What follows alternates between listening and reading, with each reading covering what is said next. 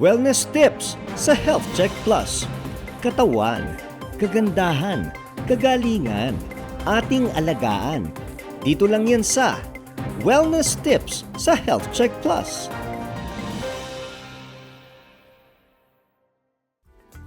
Nagbabalik ang Health Check Plus, ang programang pinagkakatiwalaan ng mga eksperto. Kasama pa rin natin ng isang ekspertong urologist para pag-usapan ng importanteng paksa tungkol sa erectile dysfunction o ED. Welcome back po to Health Check Plus, Dr. Mark Benson Gamo. Salamat po. Sige po. Doc Mark, ipagpatuloy po natin ang ating kwentuhan, no? Napakadami po nating tanong na pumapasok, no? Lalong-lalo na sa ating mga health checkers na kalalakihan dyan. Doc Mark, may mga lalaki pong sinasabi na minsan lang naman nangyayari yon. Kailan po ba dapat ikonsidera na ang ED bilang isang seryosong kondisyon? Yun.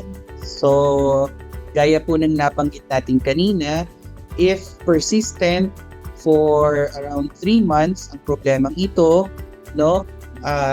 Mas maganda na po na talagang ma-address, kumonsulta sa inyong kaibigang urologist.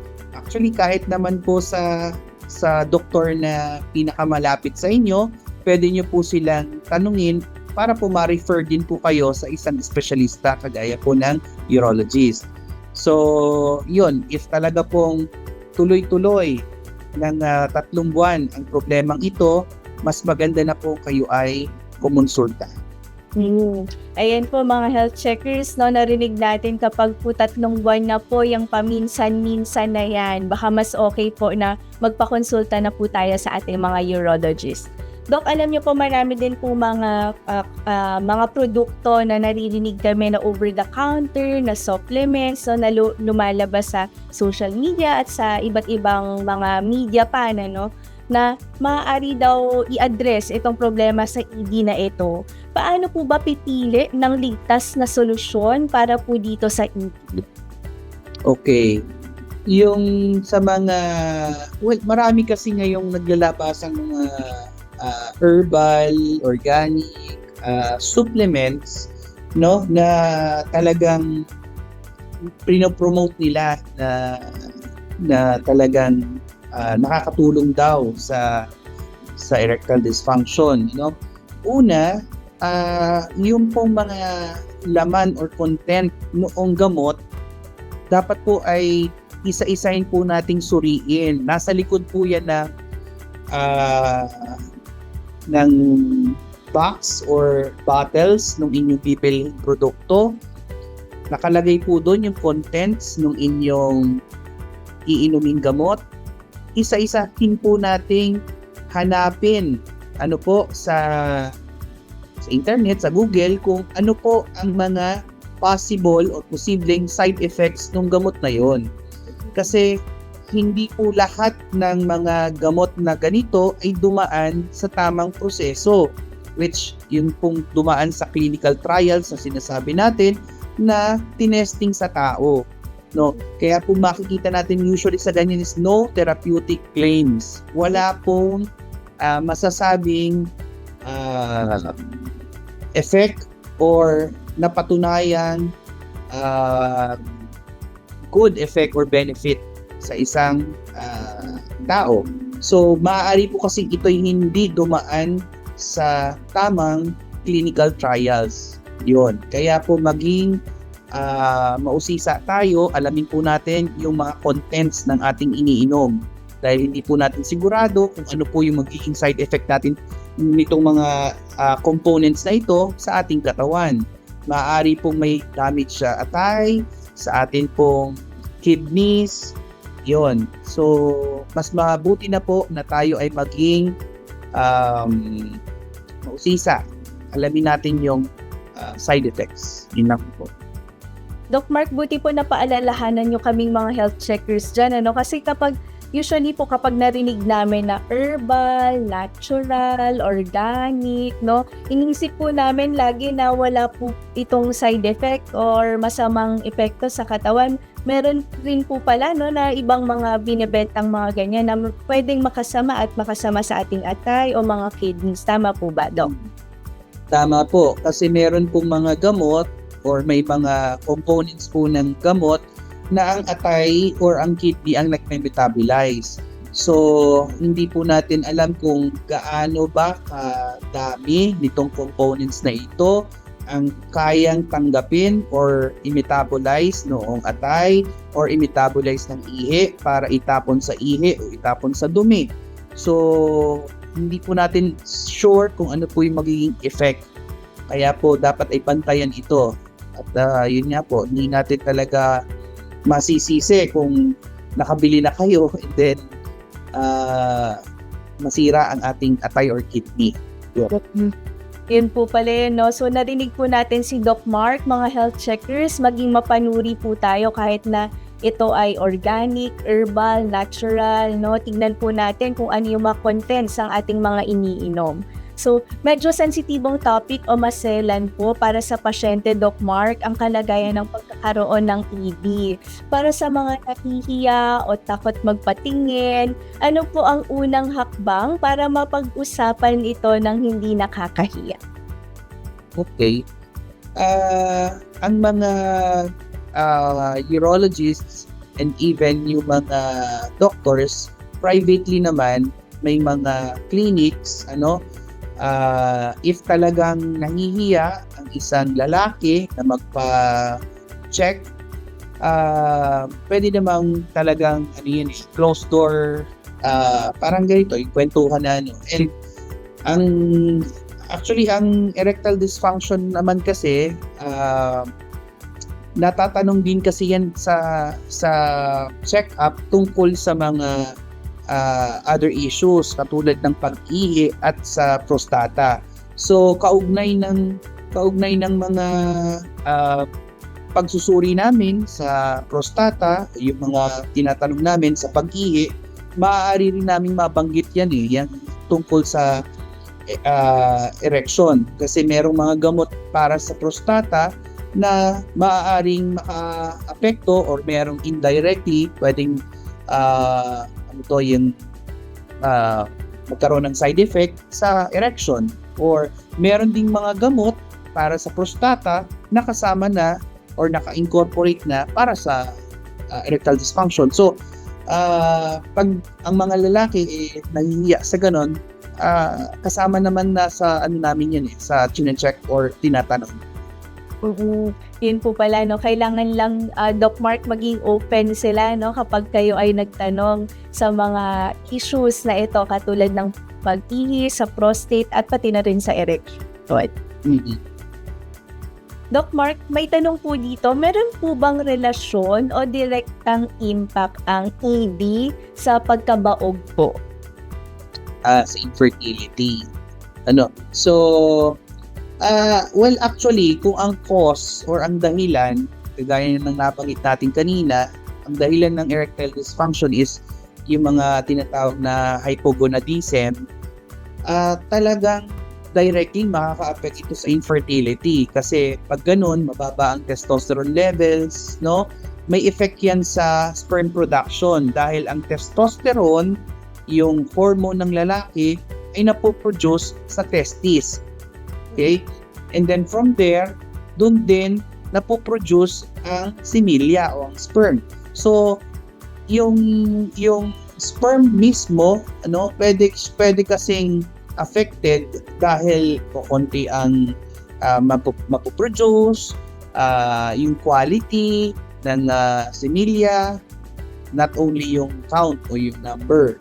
So, yun, yung mga issues na ganon, talagang may effect din si erectile dysfunction. And ang infertility kasi is yung definition niya is unable to achieve pregnancy. Those couples who are unable to achieve pregnancy o hindi makabuo sa loob ng 1 taon with unprotected regular sexual intercourse. Paano kung kaya naman pala hindi makapag-intercourse is dahil may erectile dysfunction si Mr. So talagang problema rin yun directly. Yun. Wait po pala yun, Doc Mark, no? Doc Mark, ito po yung susunod na tanong natin. Medyo nabanggit niyo na po ito kanina, no? May tanong po dito, ano po ba yung epekto ng paggamit ng alak, sigarilyo, o iba pang mga bisyo sa performance ng isang lalaki? Yun. Yung, yung nabanggit natin kanina, yung sa paninigarilyo, ano, may effect ang paninigarilyo sa pagkipot or sa pagliit ng mga blood supply. Ano, and syempre, sabi ko nga kanina, may kinalaman sa blood flow eh. Kung makipot yung dadaanan noong dugo papunta sa ari, no? Kaya 'di ba ang requirement ko kanina sa normal erection, kailangan good blood flow. Kung hindi good ang blood flow, directly may effect siya doon sa erection. So yun yung effect ng paninigarilyo. With regards sa pag-inom ng alak, no? Ang alak kasi is nakaka-contribute din yan sa problema sa atay, no? Kasama sa chronic kidney disease, chronic liver disease, kasama yan sa mga metabolic disorders na pwedeng maging sanhi ng erectile dysfunction.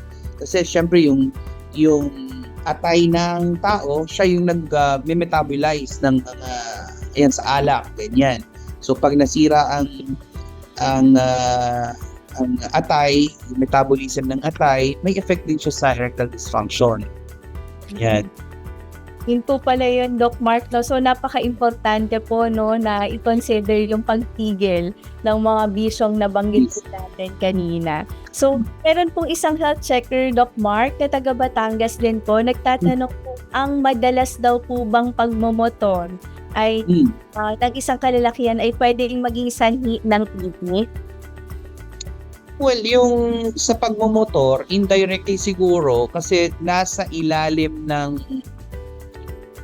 nasa saddle, yung sa may upuan, nandyan yung area ng sa may prostate and sa may testis. Sila yung area na directly naka-contact sa saddle or sa upuan ng motor, bisikleta, kabayo, or any vehicle na may ganon. So, indirectly, pwede kasing maipit yung mga nerves na nandun sa area yon, which may affect din sa erectile dysfunction. Pwede, tulad sa mga aksidente, trauma, dun sa area yan. Yung hit ng motorcycle or ng vehicle dun sa area yon, sa may saddle area, kung nandun yung makina o motor, yun, pwede rin may effect siya actually, may effect more of sa infertility rather than sa erectile dysfunction, kasi sa infertility, yung production ng ng mga similya, nandun siya sa upuan rather than sa erectile dysfunction. So more of sa infertility siya. Infertility po, hindi direkta sa erectile dysfunction. Buti po nalitaw po natin yan, Doc Mark. Doc Mark, ano naman po ang inyong mga health tips para po mapigilan ang pagkakaroon ng erectile dysfunction? Okay. So, health tips, at syempre, kailangan nating maging healthy para yung normal requirements for erection, yun nga ay ma-achieve natin. Yung mga good blood flow, no? Pero, syempre, yung mga nabanggit natin kaninang underlying causes, kailangan nating iwasan yung pagkakaroon ng pagbabara sa mga ugat dahil sa cholesterol, dahil sa taba, no? Obesity, para maiwasan, kailangan natin ng sapat na ehersisyo, no?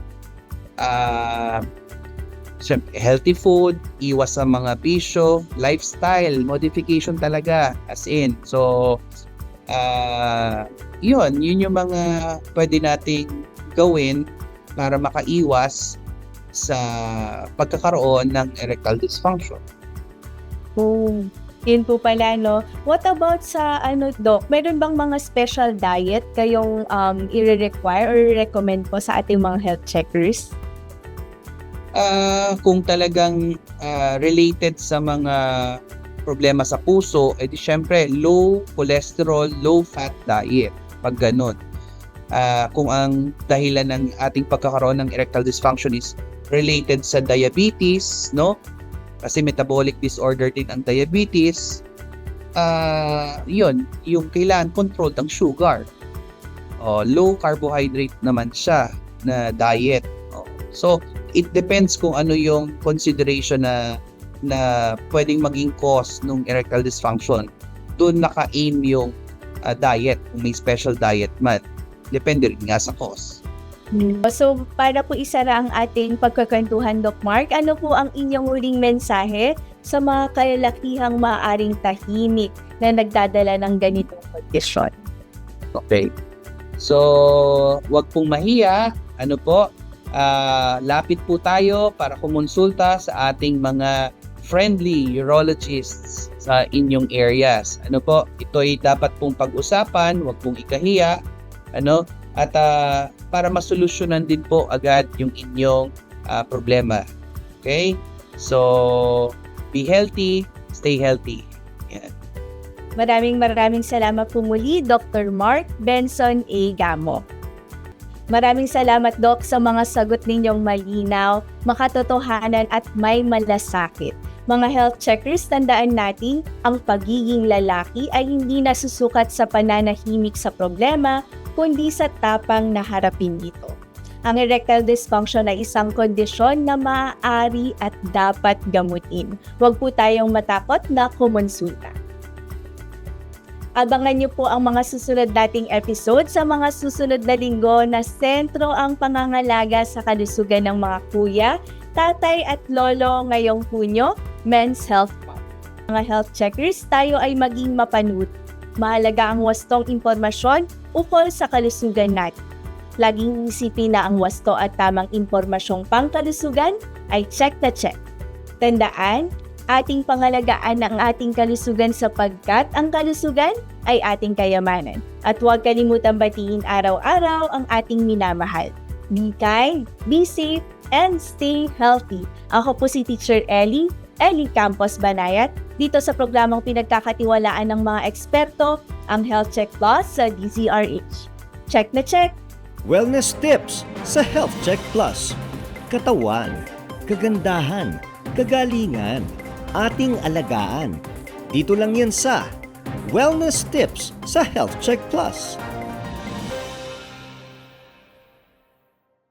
Mga health checkers, tutok na sa Health Check Plus ang programang pinagkakatiwalaan ng mga eksperto. Kasama si Teacher Ellie Campos Banayat, ang ating pambansang health checker. Check na check! Health Check Plus, tuwing linggo, 1:00 hanggang 2:00 ng tanghali sa DZRH, Radio, TV, and YouTube. At sa Health Check Plus, Facebook and YouTube channel.